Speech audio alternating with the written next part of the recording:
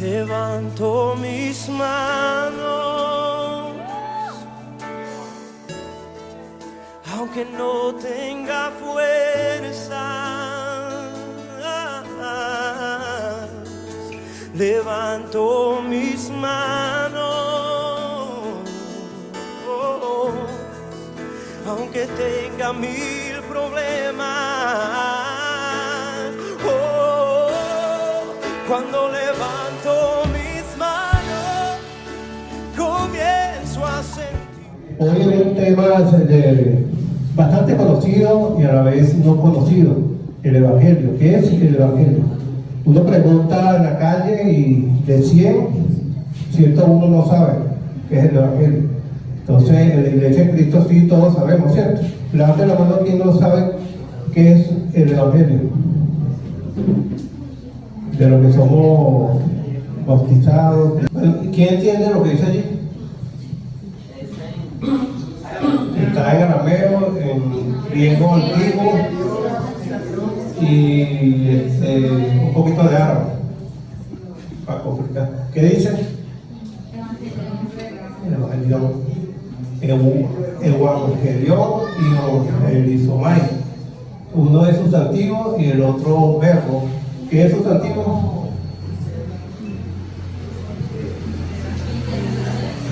¿Ah? Los chelitos.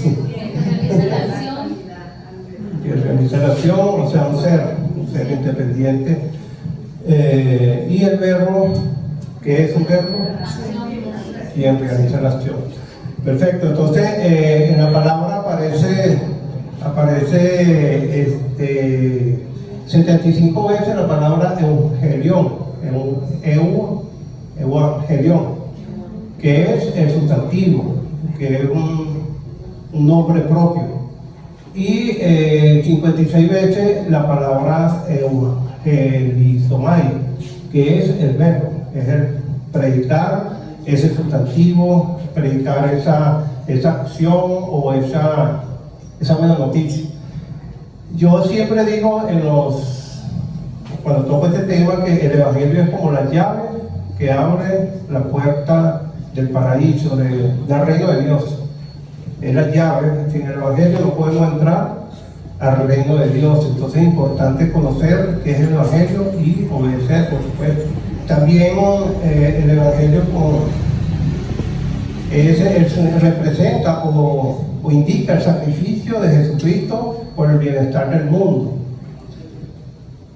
Si no conocemos el Evangelio, no sería posible lograr la justificación, la santificación, la purificación, la fe, la regeneración. ¿Qué es regeneración? Yo organizo esa parte.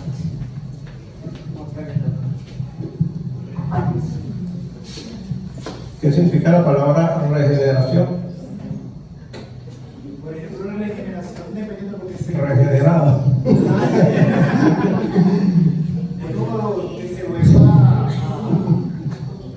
algo así. ¿Cómo? Es como que se regenere algo, o sea, que se acomode o que se... Regeneración.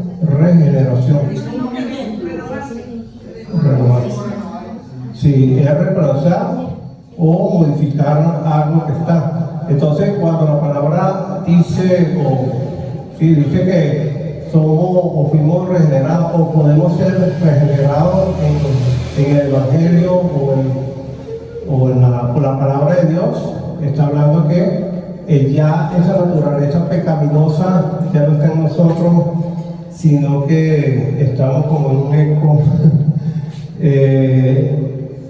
Significa eso, una transformación, una redención de esa naturaleza pecaminosa a una naturaleza divina. Nosotros fuimos regenerados a través del Evangelio, de la obediencia, del bautismo. Fuimos regenerados, todo aquello que hemos nacido de nuevo. Somos una nueva criatura, somos una criatura espiritual. Tenemos hoy... Es el segundo, porque lo he metido acá. ¿Estoy entendiendo? Sí, probando. Hoy tenemos como 26 versículos, somos 23, entonces a 3 le van a tocar doble. Tienen la Biblia en la mano, tienen todo preparado, tienen las gafas, los lentes, los ojos yondos, ya todo. O sea, la idea es que todos participemos. Si tienen alguna pregunta, la pueden hacer y vamos a pasar bien este tiempo aprendiendo un poco qué es el Evangelio. Entonces sabemos que la palabra Evangelio significa Evangelio y Evangelizomai significa también un sinónimo queruso o ángelo, que queruso es predicar y ángelo es mensaje. Entonces es la parte del verbo que nos indica la acción. Mateo 4, por favor, te lo voy a buscar, Mateo 4, 17 y 23. Mateo 4. Del 17 al 23. No, 17 y 23. Desde entonces comenzó Jesús a predicar y a decir: arrepentidos porque el reino de los cielos se ha acercado. Y 23. Y recorrió Jesús toda Galilea, enseñando en las sinagogas de ellos y predicando el evangelio del reino y sanando toda enfermedad y toda dolencia en el pueblo. Ok, ¿qué predicaba Jesús mayormente? Que el reino de Dios se había acercado. ¿Qué significa eso? Que el reino de Dios se había acercado.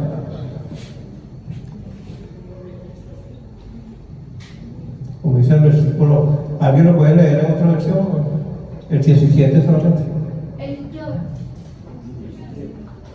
Dice: desde entonces comenzó Jesús a predicar y a decir: arrepentíos, porque el reino de los cielos se ha acercado. Ok. ¿Qué significa que el reino de Dios se ha acercado? Que ya está dentro de nosotros. Ok, que llegó a la tierra. ¿Qué más? Porque antes estaba en los cielos, ¿cierto? Y se acercó a través de Cristo Jesús, a través de su vida, de su sacrificio, a través del Evangelio. También Holman define el Evangelio como el anuncio de victoria luego de la batalla.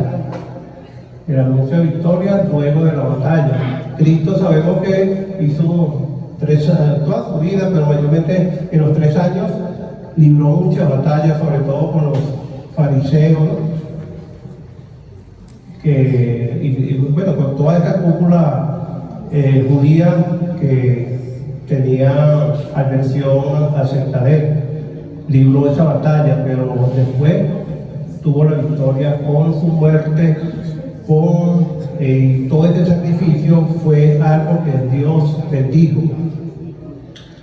También es conocido como, tiene el sinónimo de noticia, buena nueva, un nuevo anuncio.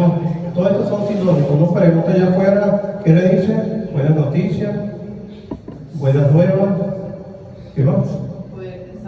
Poder de Dios para salvación, ¿qué más? Los 4 evangelios, la Biblia, ¿qué más? La vida de Jesús. La vida de Jesús. La palabra de Dios. La palabra de Dios. O sea, dice una cantidad de quizá, bueno, no tanto sinónimos, pero que tiene alguna referencia bíblica, pero no dice que es el Evangelio.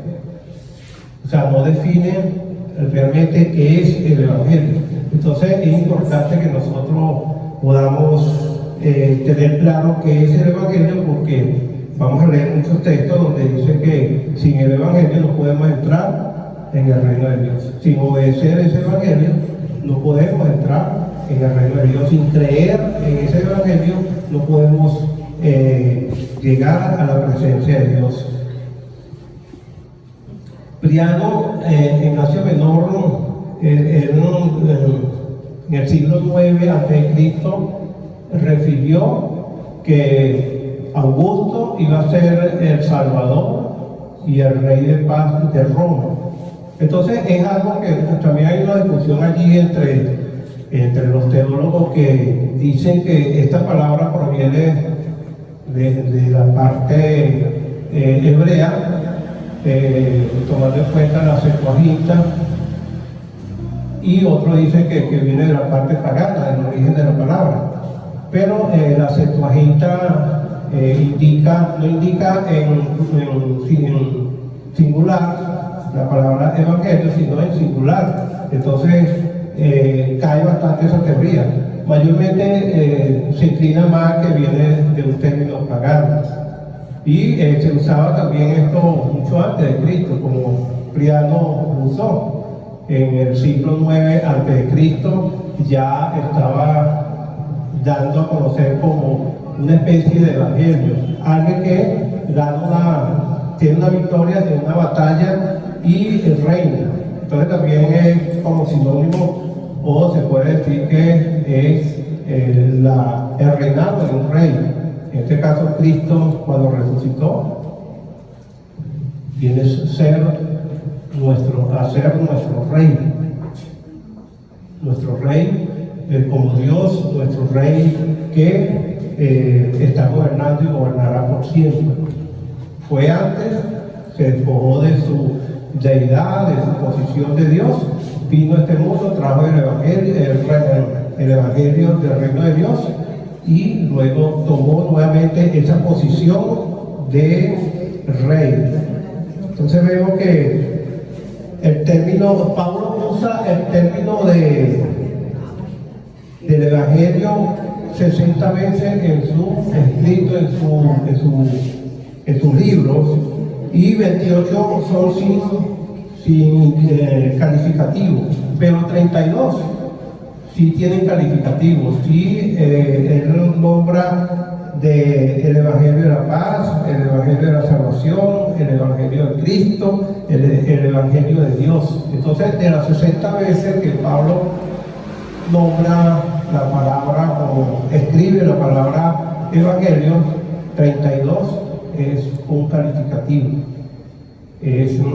Dice que es el Evangelio de paz, de Cristo, de Dios, de salvación. Y solo 28 veces nombra sin ningún calificativo. El Evangelio es el poder de Dios, como dice Romano. ¿Dónde dice esto que es el poder de Dios para la salvación?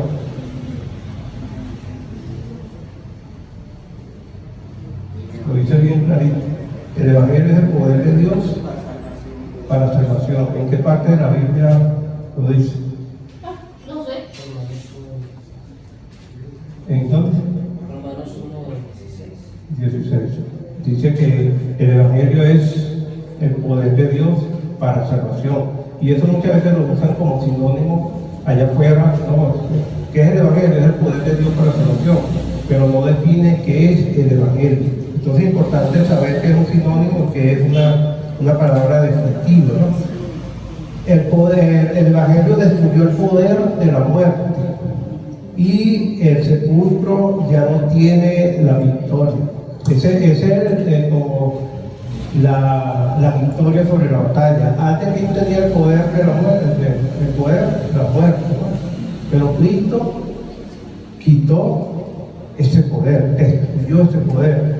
Ya el sepulcro no tiene tampoco el poder para retener las almas, porque Cristo resucitó.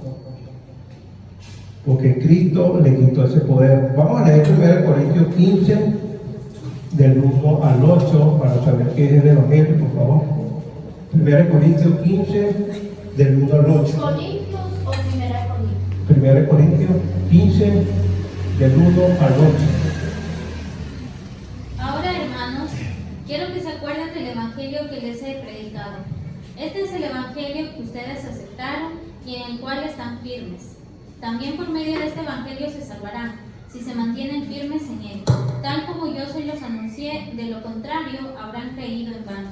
En primer lugar, les he enseñado la misma tradición que yo recibí, a saber que Cristo murió por nuestros pecados según las Escrituras, que lo sepultaron y que resucitó al tercer día, también según las Escrituras, y que se apareció a Cefas y luego a los 12. Después se apareció a más de 500 hermanos, a la vez a la mayoría de los cuales vive todavía, aunque algunos ya han muerto. Después se apareció a Santiago y luego a todos los apóstoles. Por último, se me apareció también a mí, que soy como un niño nacido anormalmente. Nuevo cautivo, dice en otra versión. ¿En qué versículo está lo que es el Evangelio?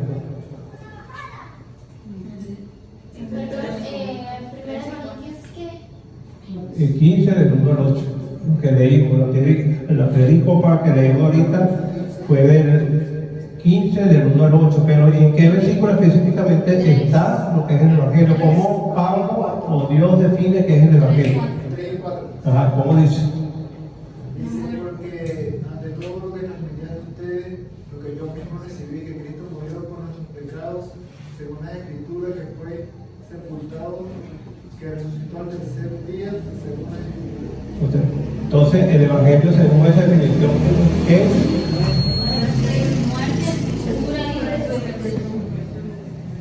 ¿está claro? ¿Y dónde está? Específicamente 3 y 4. Vamos a leer antes, el contexto antes, que Pablo le está explicando a los hermanos de Corinto. Pero es 3 y 4. Es importante que tengan esto bien claro para cuando vayan allá afuera y pregunten qué es el Evangelio, ustedes puedan con la palabra decir el Evangelio es esto. Porque si usted le dice, no, es muerte, sepultura y resurrección, le dice, no, pues, ¿dónde está? Ah, no, está por ahí en la Biblia, de Génesis y Apocalipsis. Pero es importante, la Iglesia en Cristo se caracteriza por usar la palabra de Dios. O sea, hay otras denominaciones que conocen, tienen un conocimiento bastante amplio de la palabra, pero solamente te dicen que la palabra dice, aunque dan cierta conclusión, definición y opinión del texto del versículo, pero no saben dónde está, no lo saben buscar. Entonces, la Iglesia en Cristo tiene ese plus de saber manejar la Escritura de forma adecuada. Entonces, en el caso del Evangelio, podemos nosotros claramente decir qué es el Evangelio. El Evangelio es muerte, sepultura y resurrección de Cristo. Que está implícita la vida de Cristo, sí. Que está implícita muchas otras cosas, sí, pero así es como lo define Dios. Esa es la llave para entrar. Después que tú entras acá y te consigues muchas cosas, pero para entrar necesitas llaves, ¿sí? Entonces, la llave es el Evangelio.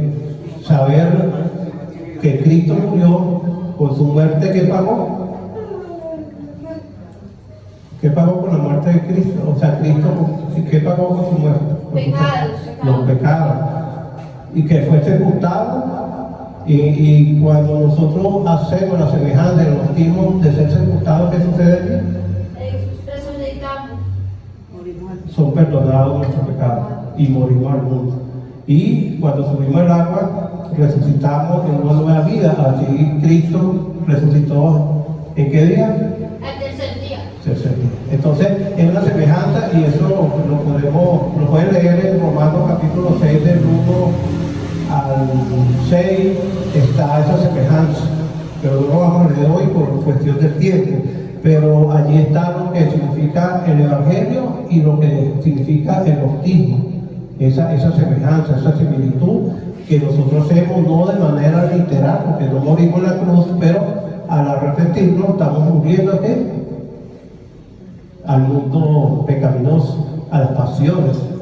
Y cuando somos sepultados en el agua, estamos siendo sepultados como Cristo fue sepultado. Y cuando salimos del agua, salimos en una nueva vida porque recibimos el Espíritu Santo. Los profetas hablaron también sobre el Evangelio.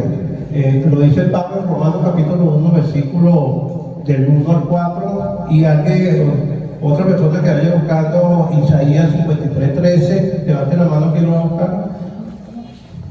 Ok. Y 53:11, otro que levante la mano. 53:11, Isaías, La hermana Milena tú busca Isaías 61.1 o Giovanni. Y alguien que busque Lucas 4, 16, 21. Por favor, ¿quién lo busca? Ok, entonces por favor, vamos con Romanos capítulo 1, versículo 1 al 4. Era Lucas 4, ¿no? Sí, Lucas 4, 16 al 21 y el primer versículo, Romanos 1 al 4. ¿Quién lo puede leer? Ya. ¿Cuál era el primero? 53, Romanos 1, del 1 al 4. Los otros sí ya lo tienen. ¿Sí lo tienen? Sí. Por favor, lo leen. No, Romano 1, versículo 1 al 4. ¿Lo tienen? Ok. Pablo, siervo de Cristo Jesús, llamado a ser apóstol, apartado para anunciar el Evangelio de Dios, que por medio de sus profetas ya había prometido en las Sagradas Escrituras. Este Evangelio habla de su Hijo, que según la naturaleza humana era descendiente de David, pero que según el Espíritu de Santidad fue designado con poder del Hijo de Dios por la resurrección. Él es Jesucristo nuestro Señor. Okay. Ahí Pablo está haciendo referencia a que los profetas hablaron. Entonces vamos a ver en este caso Isaías, otros profetas también hablaron. 52:13. Sí. Isaías 52:13.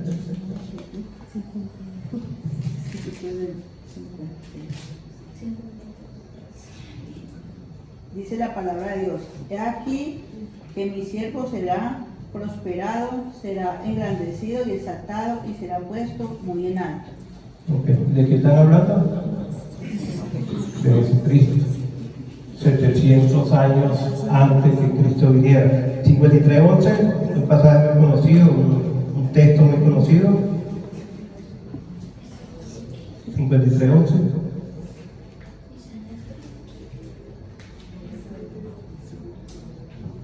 Verá el fruto de la aflicción de su alma y quedará satisfecho. Por su conocimiento justificará mi siervo justo a muchos y llevará la iniquidad de ellos. Están hablando del evangelio que llevará la iniquidad de quién? Del mundo. Y Giovanni 61:1. El Espíritu de Jehová es en mí, porque me ungió Jehová, me ha enviado a predicar buenas nuevas a los abatidos, a vender a los quebrantados de corazón, a publicar libertad a los cautivos y a los presos a apertura de la cárcel. Ok. Dos preguntas. Hubo un tiempo que Jesús entró en la sinagoga y le dieron a leer un texto, un pergamino. ¿En qué lugar fue? ¿En qué lugar fue esa sinagoga? ¿Estaba situada esa sinagoga? Nazaret. ¿Y dónde aparece ese texto bíblico que dice Jesús después que leyó dijo, esto se cumplió hoy, esta escritura se cumplió hoy? Lucas 4. Estos textos me lo tienen preparados. Pero refleja lo que dice Isaías 61. Literalmente Lucas recogió ese versículo y lo colocó en su libro. Entonces vamos a leer Lucas 4, 16 al 21, por favor. Ya.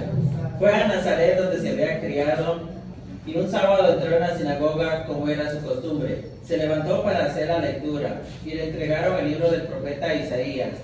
Al desarrollarlo encontró el lugar donde está escrito: el Espíritu del Señor está sobre mí, por cuanto me ha ungido para anunciar buenas nuevas a los pobres.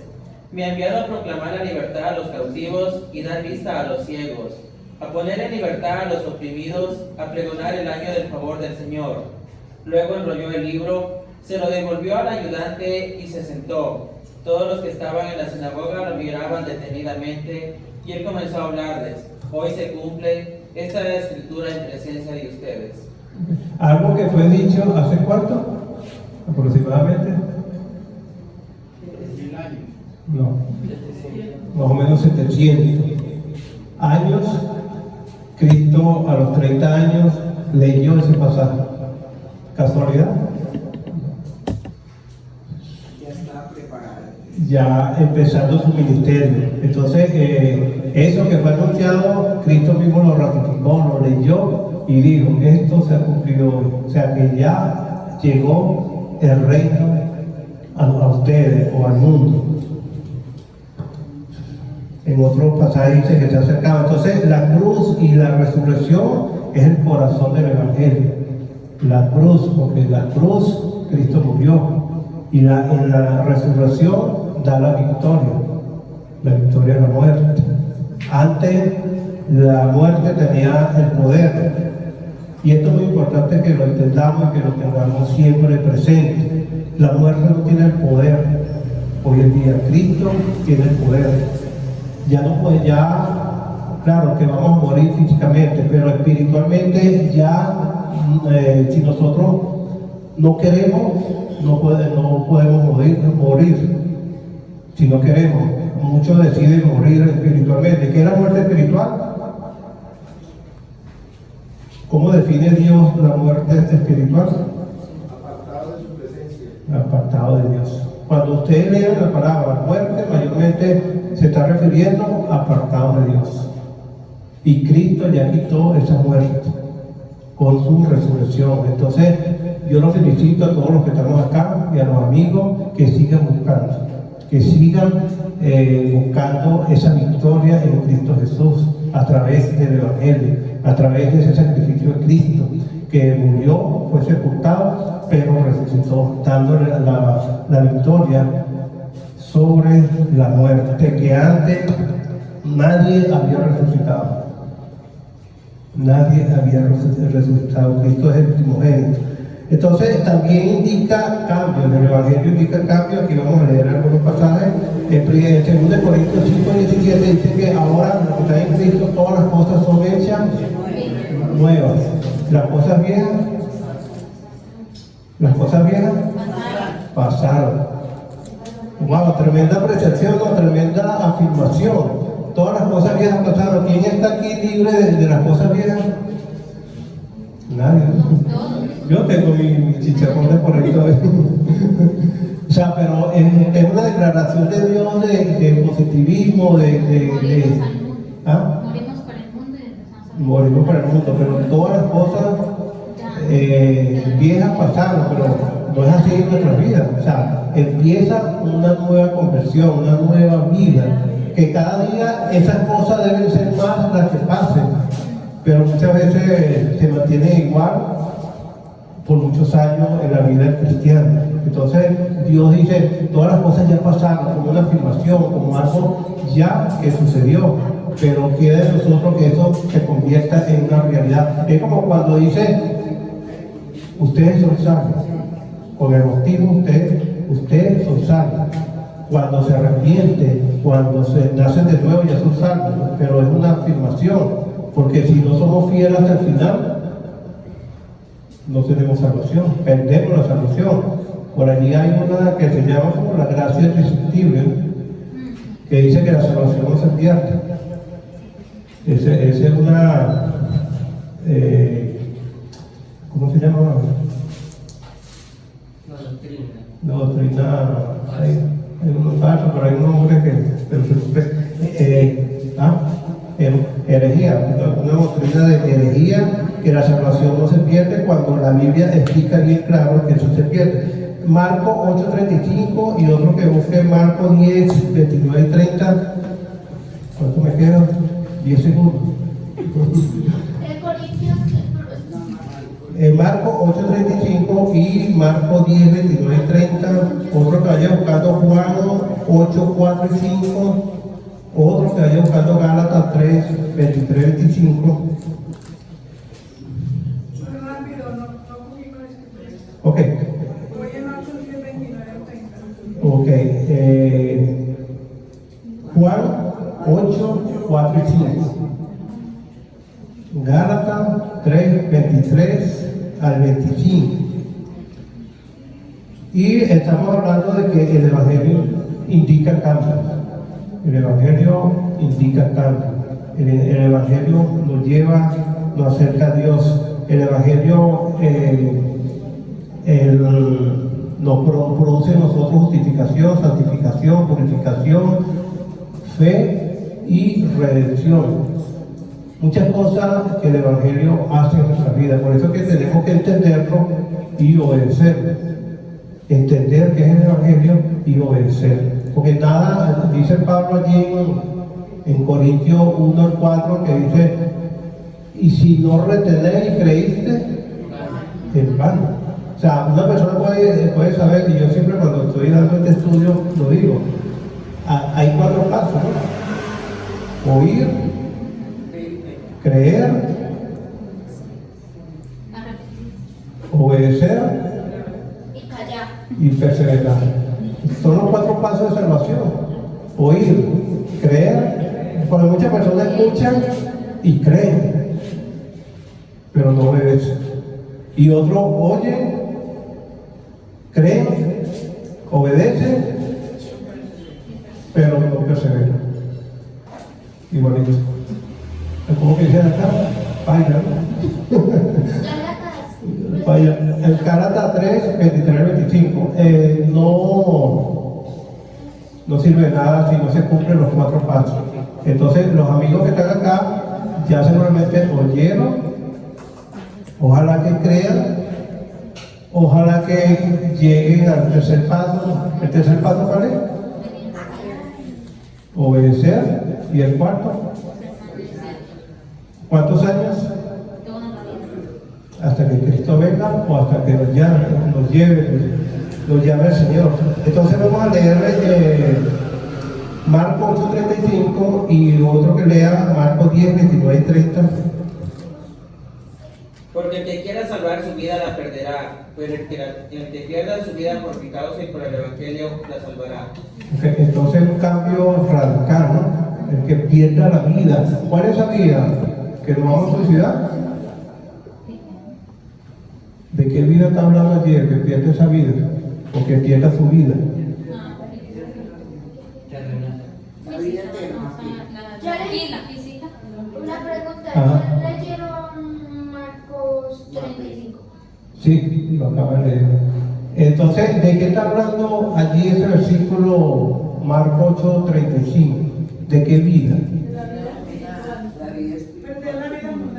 Ajá, perder la vida mundana. Esa vida sabrosa de parranda, de copa y trago, de arepa, de tequeño, lo que comieron tequeño. Lo que comieron tequeño hoy, no, toda esa vida pecaminosa, de pasiones, el que pierde esa vida ganará la vida eterna. Y el que persevere, por supuesto. Marcos 10, 29, 30. Así es, respondió Jesús, y les aseguro que todo el que haya dejado casa, o hermanos, o hermanas, o madre, o padre, o hijos, o bienes por mi causa y por la buena noticia, recibirá ahora a cambio 100 veces más el número de casas, hermanos, hermanas, madres, hijos y bienes, junto con persecución, y en el mundo que vendrá esa persona tendrá la vida eterna. Ok, entonces hay que hacer cambios, pero esos cambios traen bendiciones, ¿no? Tremendas bendiciones. El que esta casa, madre o deje, madre, esposa, hijos, casa, propiedades por Cristo, recibirá ¿qué? Mateo dice 100 veces más. Entonces una promesa, no lo vamos a hacer por interés, pero hay promesas en esa nueva vida. Imagínense, Pablo le pidió al Señor ¿cuántas veces? Que le quitara ese aguijón. 3 veces. ¿Qué le dijo al Señor?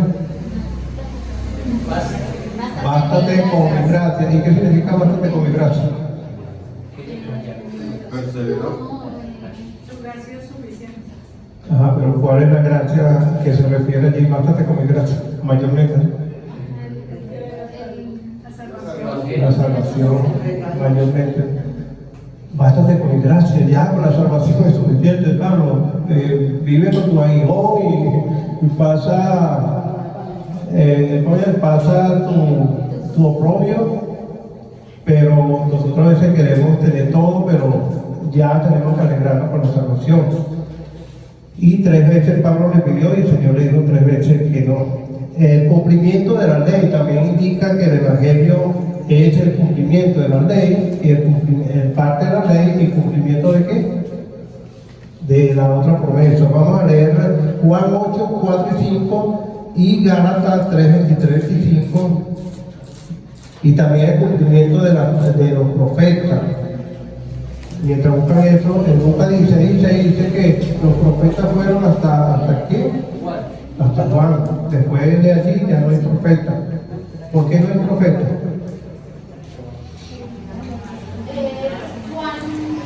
Juan 8, 4 y 5. ¿Es porque no hay profeta? ¿O porque Dios dice que ya no hay profeta, se acabó? ¿Por qué versículo podemos sustentar eso? Primera de Corintios 11. No, ¿Cómo dice? que ahí hablan de todos los dones, pero todos cesarán y lo único que queda es el amor. Exacto, pero hay otra, también se puede hacer referencia, pero hay un pasaje específico que podemos sustentar eso, que es Hebreos 1, 2, que dice: Dios, habiendo hablado de muchas maneras Habló por medio de los profetas, sueños, ángeles, ahora en estos postreros días nos habla de qué? por medio de su Hijo. Por medio de su Hijo. Entonces ya todo lo que está escrito es suficiente para nuestra salvación. Por eso que ya no hay más profetas. Cuando nos salga por allí, aquí tenemos el profeta tal, el profeta Carlos, hay que salir corriendo. Hay que salir corriendo porque ya esa es una herejía, porque no hay profeta. Y cuando nos digan, aquí está un apóstol, ¿qué hacemos? ¿Qué manda de la policía? Salimos corriendo también porque los apóstoles fueron hasta Sí, no, esa escritura es Hebreos qué? Hebreos Capítulo 1 y 2. Los apóstoles, el último fue quién? El apóstol Pablo. No. El último que murió fue Juan. ¿De cuántos años murió Juan? Pero el adoptivo fue el apóstol Pablo. Sí, bueno, como adoptivo Pablo, pero de muerte fue el apóstol Juan. Entonces, vemos que los profetas en Lucas 16 dice, los que están tomando nota, allí dice que el último profeta fue Juan el Bautista. Entonces vamos a leer con Juan 8, 4 y 5 y Gálatas 3, 23 para ver que fue el cumplimiento de la ley y el fin de los profetas que ya lo comenté. Juan 8, 4 y 5. Yo. Sí, por favor. Gálatas, Juan primero. 8, 4 y 5. él dice, Le le dijeron, maestro, esta mujer ha sido sorprendida en el acto mismo de adulterio, y en la ley nos mandó Moisés a apedrear a tales mujeres. Tú, pues, ¿qué dices? Okay. Ese es un evento bien conocido, ¿no? ¿Qué decía la ley? ¿Y qué hizo Jesús? Ni yo te condeno, ni yo te juzgo. ¿No cumplió la ley? Sí la cumplió. Pero él hizo una introducción de la nueva ley, del nuevo pacto, basado en el amor, la gracia, la misericordia. Entonces dijo, bueno, y la parte espiritual. Dijo, el que te libre de pecado. Él no dijo, no, o sea, ya la ley no, la ley se acabó, no. La ley estaba vigente. Él lo que hizo fue una introducción del nuevo pacto, de lo que venía el nuevo pacto, que estaba basado en el amor, en un pueblo espiritual. Y dijo, bueno, el que esté libre de pecado, tire la primera piedra. O sea, él no tuvo en contra de que la mujer muriera, pero bajo otras condiciones que ya estaba, ya el reino de Dios se había acercado al mundo. Entonces ya se estaba construyendo todas las bases para ese reino de Dios que quedó y está ¿hasta cuándo? Hasta que Cristo venga. ¿Y dónde, cómo visualizamos el reino de Dios? ¿O dónde lo ubicamos? Aquí donde. La iglesia. La iglesia es el reino de Dios. Gálatas 3, 23, 25.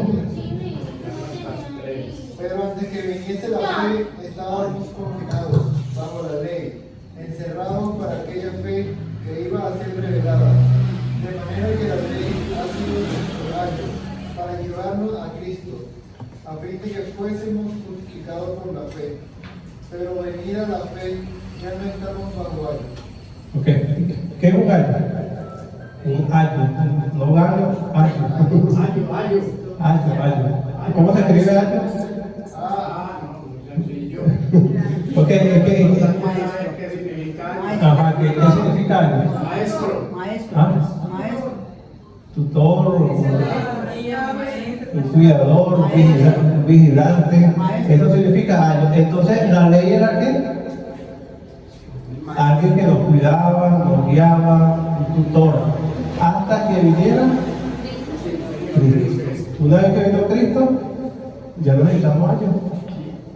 Ya no necesitamos, pero ahora estamos en la misma espera. Ese año fue sustituido, si cabe la palabra o la definición, ¿por quién? Por el Espíritu Santo, ¿cierto? Que es el que nos guía a toda verdad, al conocimiento del juicio, al conocimiento de la justicia. Entonces es importante saber esto, que el Evangelio tuvo esa connotación, que el cumplimiento de la ley y el fin de los profetas. La iglesia primitiva centraba su predicación en el Evangelio, mayormente en el Evangelio. No lo vamos a buscar, pero lo que toma nota, Hechos 8, 26 al 39, donde el etíope, todos conocemos la historia del etíope, ¿no? Que iba y el Espíritu Santo le acercó a Felipe, 8, 26 al 39. Para que tomen nota, no vamos a quedar pendientes porque son pasajes largos. Entonces, ¿qué le predicó Felipe al etíope? El Evangelio, y él creyó y se bautizó inmediatamente. En Hechos 10, 36, 44 tenemos Cornelio, que también vino Pedro, todos ya conocemos el evento, y Pedro le predicó ¿qué? El Evangelio, y ellos se bautizaron. Tenemos en Hechos 13, 16 al 41 está la predicación de Pablo en Antioquía de Pisidia, que allí él le predicó lo que era el Evangelio, no creyeron y ellos se fueron. O sea, lo que quiero ilustrar es que en la iglesia del primer siglo se centraba mucho en el Evangelio. Vamos a buscar 1 Corintios 2, 1 al 5, 1 Corintios 2, 1 al 5. En la predicación de la iglesia primitiva estaba basada en el Evangelio de Dios. Amados hermanos, la primera vez que lo vistes, no me valí de la palabra elevada, ni de una sabiduría impresionante, para contarles acerca del plan secreto de Dios. Pues decidí que mientras estuviera con ustedes, olvidaría todo excepto a Jesucristo, el que fue crucificado. Me acerqué a ustedes en debilidad, con timidez y temblor. Y mi mensaje y mi predicación fueron muy sencillos. En el lugar de usar discursos ingeniosos y persuasivos, confié solamente en el poder del Espíritu Santo. Lo hice así para que ustedes no confiaran en la sabiduría humana, sino en el poder de Dios. De manera, como dice, no vine a predicar otra cosa sino a Cristo y crucificado. ¿De qué está hablando? Del Evangelio. Entonces vemos que la iglesia primitiva mayormente hacía su predicación centrada en el Evangelio. ¿Por qué nos mandó a predicar el Señor? ¿Qué dice Cristo en Mateo 7, 21 y 23? Apartado de mí, hacedores de maldad. ¿Por qué? Porque estaban sacando demonios, estaban profetizando, estaban haciendo milagros. ¿Y qué le dijo el Señor? Apartado de mí. ¿Por qué? Porque Cristo no mandó a hacer eso. Cristo mandó a predicar, fue el Evangelio, la buena nueva, esa buena noticia. ese poder de Dios para la salvación. Vamos a Gálatas 4, Gálatas 3, 16 y 29, por favor. Gálatas 4 y Gálatas 3, 16 y 29. Otro que busque Marcos 16, 15, 16. Otro que busque 2 de Pedro 1 y 4, o sea, 1, 3 y 4. 2 de Pedro 1, 3 y 4. Y otro que busque 1 de Juan 2, 25.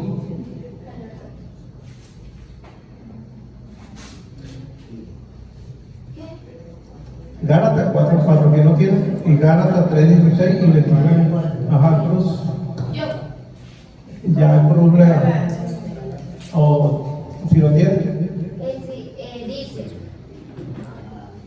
pero cuando vino el cumplimiento del tiempo, Dios envió a su Hijo, nacido de mujer y nació bajo la ley. Ok, ¿el cumplimiento de quién? No. Del tiempo. Pero según el contexto de que viene hablando, de la promesa abrahámica. ¿Qué significa promesa abrahámica? De Abraham. Que se lo dio Dios ¿hacía cuánto tiempo? Un poco, ¿cuánto tiempo? Más o menos 4.000 años, que le dijo, sobre ti vendrá una descendencia que como la arena del mar, como las estrellas del cielo. Allí en Cristo, en el Evangelio, se cumplió esa promesa. Por eso que dice en el tiempo del cumplimiento. Y Juan 3, 16, 29, perdón, Gálatas. Sí, Gálatas 3, 16 y 29. 16 y 29. Sí. Ahora bien, a Abraham fueron hechas las promesas de su simiente. No dice a las simientes como si hablase de muchos, sino como de uno, y a su simiente, la cual es Cristo. Y 29, ¿verdad? Dice, y si vosotros sois de Cristo, ciertamente linaje de Abraham sois y herederos según la promesa. Ok, entonces en esa promesa estamos nosotros, esa promesa abrahámica dada 4.000 años antes, en Cristo se cumplió, empezó en su cumplimiento. En Marcos 16, 16 dice, y por todo el mundo y predicar el Evangelio, que creyere y fuera bautizado será salvo, el que no será condenado. Entonces vemos que el Evangelio es la llave de la entrada al reino de Dios. ¿Quién tiene 2 de Pedro 1, 3, 4 y 1 Juan 2, 25? Que ahora sí no tengo tiempo. Sí, ya me agarró el tiempo. Me agarró en no tiene misericordia.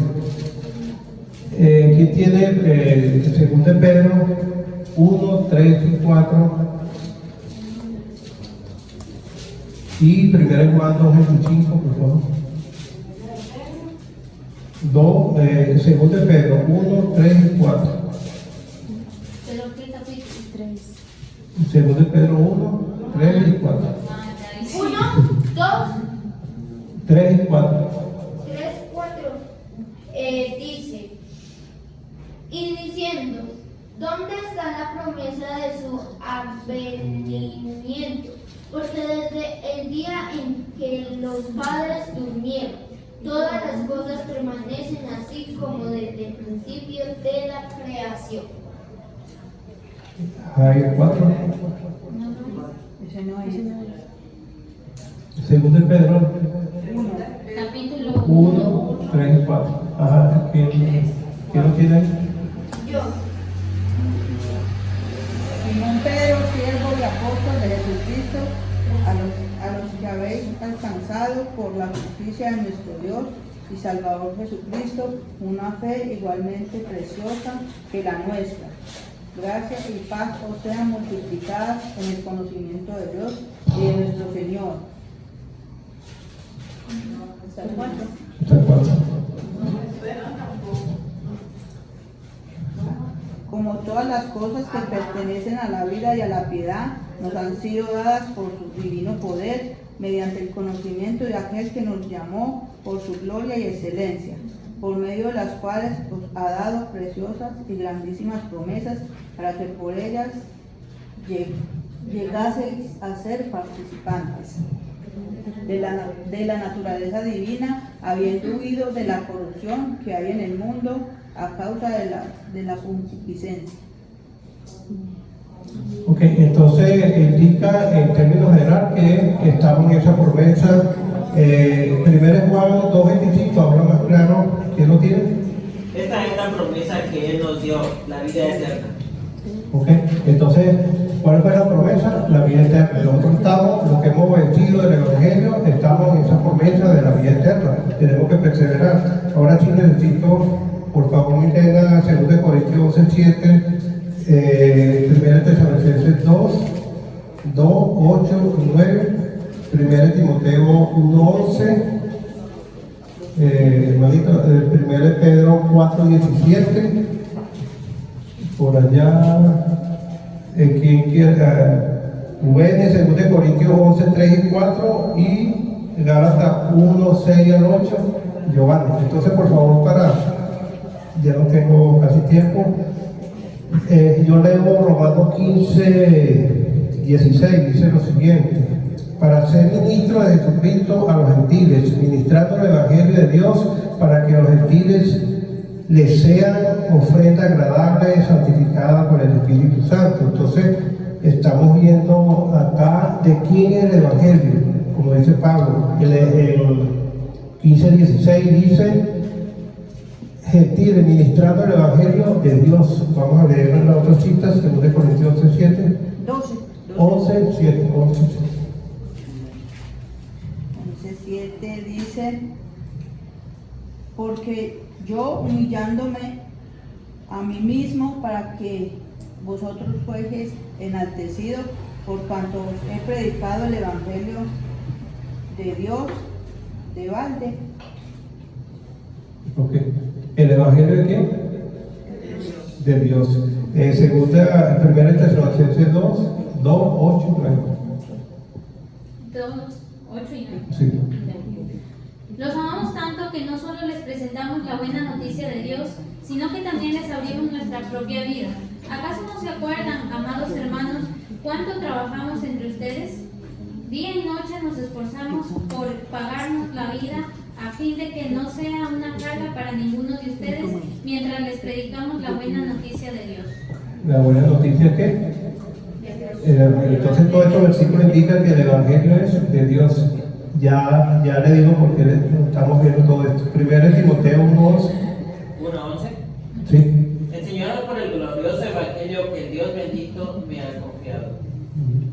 El Reina Valera y el Evangelio de Dios. Primera de Pedro 4.17. Porque es tiempo de que el juicio comience por la casa de Dios, y si primero comienza por nosotros, ¿cuál será el fin de aquellos que no obedecen el Evangelio de Dios? El Evangelio de Dios. Y 2 Corintios 3 y 4. Pero creemos que como la serpiente con su astucia engañó a Eva, vuestros sentidos sean de alguna manera extraviados de la sincera fidelidad a Cristo. Porque si viene alguno predicando a otro Jesús, que el que os hemos predicado, o si recibís otro espíritu que el que habéis recibido, u otro evangelio que el que habéis aceptado, bien lo toleraréis. Okay. Pablo fue el evangelista por excelencia del primer siglo, y él tenía ese temor que se predicara otro evangelio, como se lo dice a los corintios: tengo temor que suceda esto. Y a los Gálatas le dice que, en el capítulo 1, 6 al 1. Estoy maravillado de que tan pronto os hayáis alejado del que os llamó por la gracia de Cristo, para seguir un evangelio diferente. No que haya otro, sino que haya algunos que os perturban y quienes pervertir el evangelio de Cristo. Mas si aún nosotros, o un ángel del cielo, os anunciare otro evangelio diferente del que os hemos anunciado, será anatema. Ok. ¿Cuántos evangelios hay? ¿Cuántos? Uno solo. Pero ¿cómo podemos pervertir ese evangelio? ¿Cómo podemos cambiarlo?